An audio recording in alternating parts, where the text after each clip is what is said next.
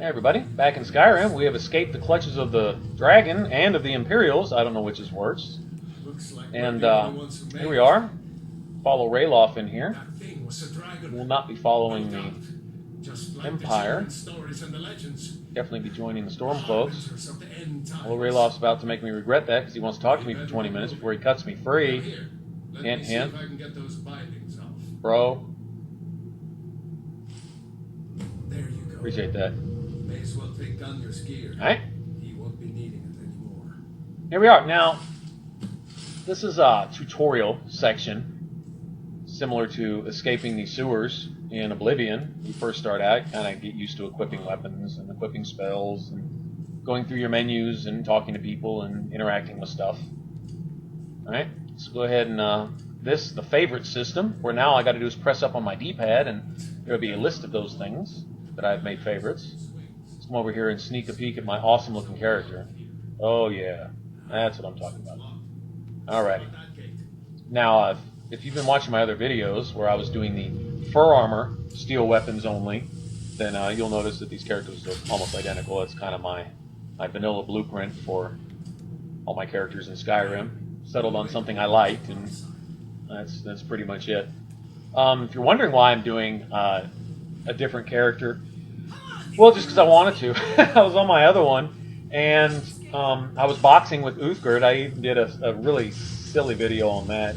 It's all sketchy. It's not really well done, but it's got one of my favorite dubstep tracks under it, and it was really just for giggles. But I was boxing with her, and I saw her steel plate armor, and I said, man, I really want that. You know, I like the way that looks, and it's by no means easier. Okay, anyone thinking, oh well, the light armor was too much of a challenge, so you're going to wear heavy armor, and that's not it at all. Actually, wearing heavy armor is harder on this difficulty. Sure enough, it gives you like what, 2 extra points of protection or something, but it eats up your stamina so quickly, all right, that it reduces your power attacks to 1, 2 if you're lucky, all right, and plus you can carry a whole lot less, which is more of a convenience thing, but still it's annoying to have to go back to the merchant 3 times as often because you're constantly overburdened. There's really not much advantage to it. The reason I picked steel plate is for appearances. Honestly, if the iron armor looked just like it, that's all I would wear. Now, truth be told, for the first good portion of the game, it's probably what I'll be wearing anyway. It's some Imperial armor or iron armor, whatever I can get my hands on. I don't think the steel plate will really start popping up in random loot drops until I'm probably about level 15, 12 to 15-ish. That's just a guess. I don't really know exactly. I'm not really worried about it. Like I say, 1 extra 2 points here or there aren't going to make a difference. But once I do get steel plate, I'll be sticking with it. And I won't be getting the advanced armor perk, so it's not like I can upgrade it to, twice as good. You know, I'll only upgrade it what I can normally with my blacksmithing, wherever it be. All right, this room back here is, of course, where the guards came from. There's some random gold and wine and a couple chests with a couple more gold pieces and some sets of Imperial light armor, stuff like that. But it's better than nothing, I guess. Early on, every gold piece counts. Okay? So anyway, if you're watching my videos and you're interested and you'd rather see the other character in the light armor, I don't know that it really makes a difference. I'll be building the characters the same. This is really just a looks thing with me. And what's fun for me, the looks are half of it to me. Then I can jump back on the other one and, continue it on. But with this one, I'll catch this one up to where the other one's at and head on to Bleak Falls Barrow. And if I do get any response from anybody, and always feel free to leave comments. Always feel free to talk to me, man. I check in every day, more than once a day, and be sure to respond if you just want to drop a line. And hopefully you're not cussing me out or telling me I talk funny.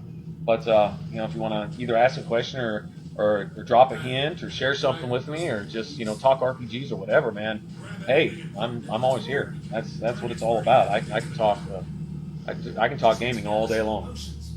All right, so I gotta carry on with this character. Like I say, there's really no difference one way or the other. If anything else, this is, at least for the beginning struggling part of the game, actually harder than the other one. But be that as it may, it's all good to me.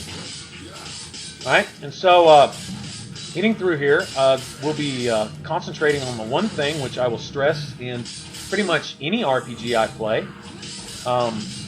is managing aggro, and you'll hear me say it a lot to the point where you probably want to say, you know, dude, shut up. But seriously, it's something that can't be overstressed. Is when you're playing on the higher difficulties, and I'll try to do my games on the hardest settings, at least that I'm able to play at any given point. I mean, I've never started a game mastering it, but I try to finish that way, especially the really good ones that I really like. I try to get as proficient and knowledgeable about them as I possibly can. Playing on those difficulties, if something can hit you once and kill you, and you have to hit it 30, 50, 100, 200 times or something, then you need to learn some way to not just be standing in its face and hope that you have perfect reflexes all the time and you can always dodge and this and that and blah blah blah. I mean that's not realistic. One must manage their aggro. They must keep the attention of the enemy on something other than oneself, so that you can get in there and do some damage. Until you get to higher levels where you have enough survivability to take a hit or two, and you can finish enemies off quickly. And therefore I stress DPS. But I stress DPS within the structure of the game, not using exploits and cheats. You won't see me go there. There's enough videos on that to where me not putting in my 2 cents isn't going to make any difference. But to me, it's a major sense of accomplishment to beat a game at the game. In other words, using the game the way it's designed, the mechanics that are built into the game, and beating it that way. And not only doing it, but doing it in dominant fashion, where you make the hardest difficulties look easy. If that's possible. And that's kind of the standard I like to keep when I play games, is to beat the game at the game. And not just beat it, but to brutalize it. Do it just almost disrespectfully. Put the old smackdown on it. Some games where I don't know, I would like to think I was pretty good, but then I'd go PvP and some guys in there were just amazing, like Dark Souls and stuff. And I was good. I was good at least in the player versus environment part of it. PvP, I had my days. I had my days where I was a beast, and people would send me hate mail. But then there was other days where I was wanting to send some myself. But whatever. Anyway, any game, it's all about doing as much damage as possible, and staying alive. Obviously, of course, the higher difficulty, and the less it takes to actually kill you, then you need some tactics and some method to keep the heat off of you, at least early on at the early levels when you're at your weakest, which is true with just about all RPGs. All right, I got some lockpicks here, and magically some appeared out of thin air from Rayloff. Let's get over here. Go ahead and take advantage of all the locks. There's, of course, a trophy for anyone just starting Skyrim for picking, I think it's either 25 or 50 of them, I don't remember. Something like that. But, if they're there, go ahead and open them. It's free XP. It all counts.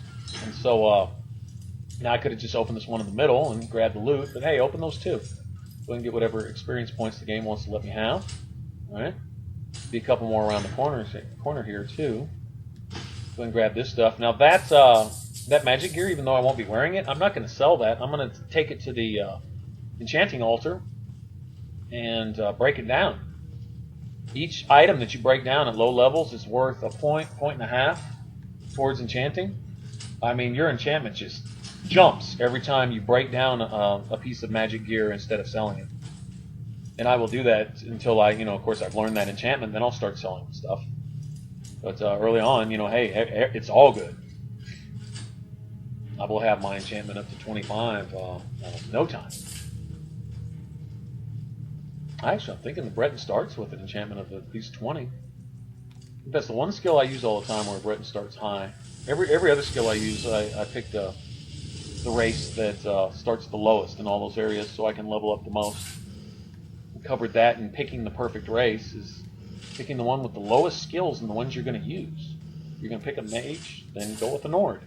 If you're going to pick a warrior, go with a Breton or a high elf. Well, why? They're weakest in those, because you can level up the most.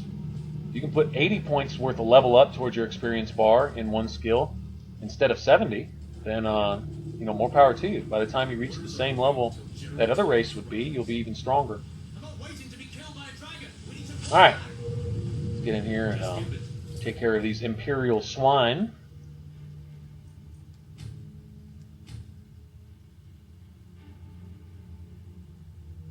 show that like on Legendary, one thing a little annoying about the settings menu is that when you back out of it, it does a save file.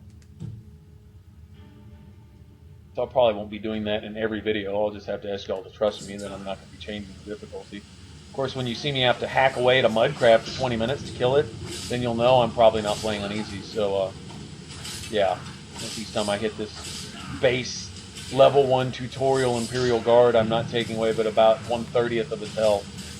That's just ridiculous. Now see, like this. Okay, you have an enemy concentrated on an ally or something else other than yourself, and you can get up behind it, and that's pretty much the MO for the rest of your game, essentially. You know, there will be a point later on where you're strong enough to, you know, go toe-to-toe with just about anything. But, especially at the lower levels, man, this is the only way to do it. As soon as this guy turns attention on me, he's going to slap me for about half my health. So, best bet is just not let him do that in the first place.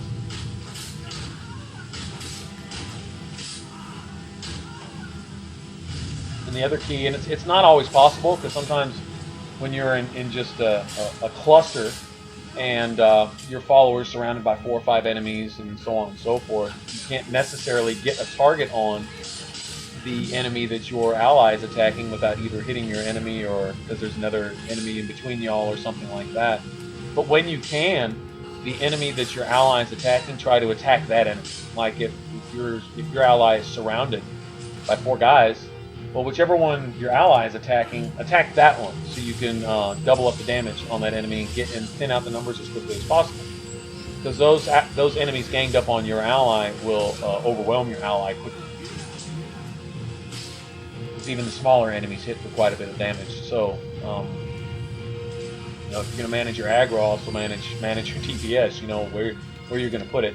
Try to order your targets.